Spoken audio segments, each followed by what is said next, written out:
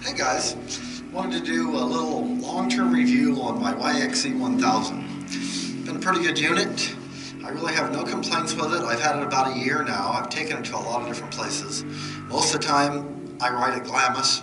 Probably have 14 days in here this year on that, maybe more. I've also been to Utah, Coral Pink, Sand Hollow, Moab, up to Mammoth to ride in the roads up there, and also Ocotillo a couple of times. So I got a pretty good idea of what this thing does.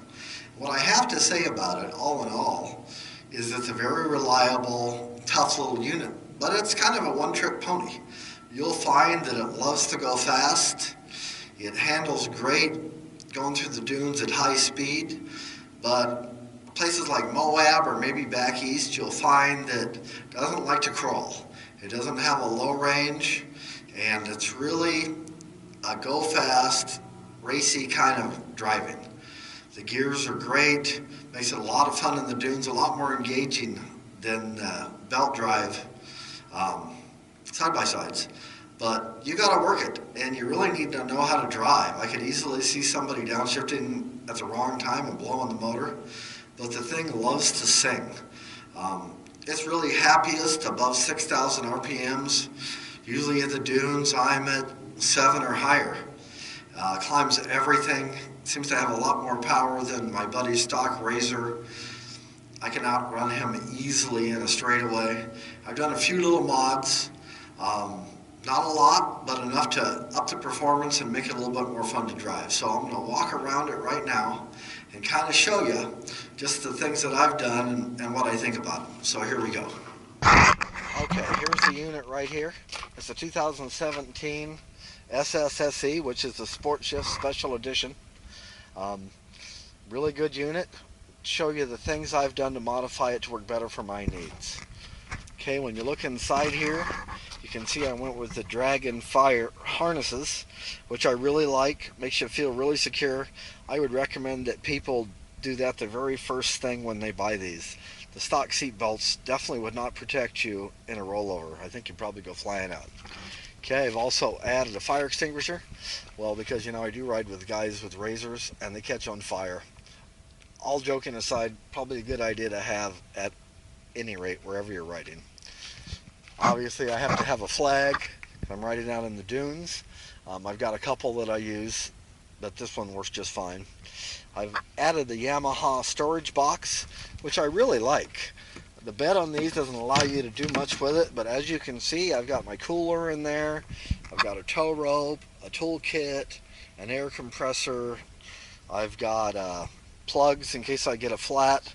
So all in all, really happy with this box. Probably the best couple of $100 spent. Okay, I've also added the Trinity Stage 5 pipe, which I really like. Sounds great when you're on the pipe. Can't say I wouldn't have liked the Weller, which looks like a great unit too, but for the money, this adds a lot. I also sent my ECU in to be flashed by Weller Racing. That with the pipe gave me a ton more power. I mean, it was super noticeable, so if you can do that, I would. Okay, I've added the Scat Track 26 by 14s in a 8 pedal, which I think is plenty for this unit. Any more pedals than that, I think you're lugging it down, and this thing really just wants to be wound out. So a lighter tire and wheel, definitely the way to go in the dunes. Okay, I've also made it wider. I added 2-inch spacers to the rear, along with a bigger offset. I went with a 5x5 on my sand tires, so I'm pushing pretty close to 72 inches wide in the rear, and it really feels stable. I'm happy with that add. Although if you have the money, a long travel is definitely the way to go.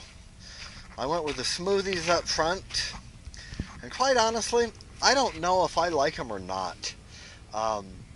You're definitely not going to catch it up and flip it as easy, but there's a delay in turning, and when I'm going down to, say, the store or down the sand highway and the ruts in the sand, you'll find that it wanders all over the place. So I'm not really too keen on that. Now, I haven't had any issues with this unit at all. Nothing's broken. I've got about 1,000 miles on it now. No complaints as far as that goes. I think that it's pretty well built. We ride them fairly hard, and yeah, you can order parts from Yamaha. Not that I've had to order anything yet. The one thing I would say to Yamaha, though, is servicing it is a pain in the butt. I mean, you go in there, you take off all these plastic panels, you're doing this stuff, anything. You can't even check the oil without removing a plastic panel, and to me that seems like a bad idea, because typically I would like to check the oil every time I go ride, but to take off the whole panel and get to the dipstick just makes it a pain. Now don't get me wrong, I haven't had to add any oil in between changes, and that's fine. But getting to the transmission to service it, and the oil to service it, and the air filter, all requires a lot of work to just do basic maintenance. I think they probably could have done a better job than that. As far as the suspension and all that goes, it's pretty good. I don't like the way it jumps, and I've played with the shocks a lot and tried to not get it to nosedive. I've had no success, and it is the SE model with the better shocks. So no adjustment I've been able to make have been able to eliminate that. Now I see the Razor XPs and the Can-Ams, they jump much flatter. But on the other hand, ripping into a hard turn, this has almost no body roll. It seems tight. My buddy's Razor, I see that thing leaning all over the place. Not familiar with the Can-Am, so I couldn't really say. But if I were out to buy a new one today, I would definitely have to think about the Can-Am, because it's just got more suspension. It seems to jump better. It's got tons of power. But honestly, I would really miss the shifting. To me, the shifting is what makes it fun. You drive this thing like a little sports car. It isn't just put the gas on and go. You're actually working it. You're downshifting, you're upshifting, you're keeping it in the power band. And that makes it a ton of fun. And when you get this thing going, it just screams. So, would I buy it again? I think so. Would I choose it over the Can-Am? That's a tough one. I mean, it's another $10,000 for the Can-Am. For Glamis, where I ride most of the time, the YXZ is hard to beat. It's got tons of power. I don't think you need a turbo. I can climb right up everything here without a problem with my paddles on. China walls, second gear, even third gear. Every other hill here isn't an issue. But the reliability is great. I've had a lot of good Yamaha products, so I highly recommend them. Do I like it better than the Polaris?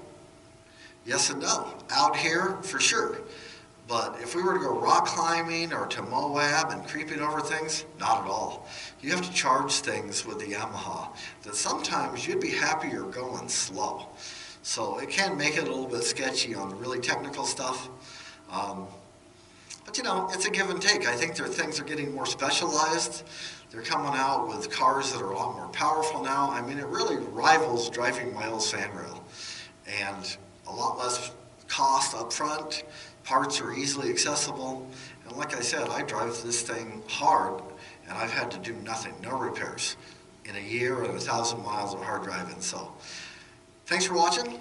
This is my review of my Yamaha. I think it's a good unit. We'll see you soon. Thank you. Bye.